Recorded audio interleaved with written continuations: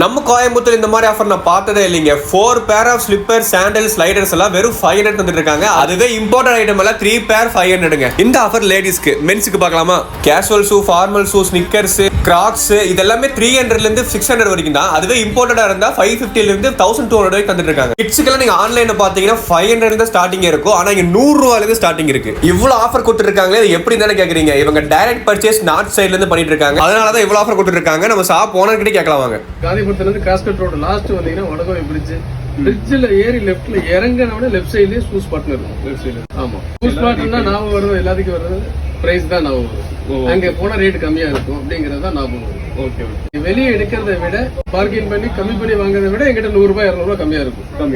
எல்லாத்தையும் விட கம்மியா இருக்கும். அதுக்கு நான் கேரண்டி.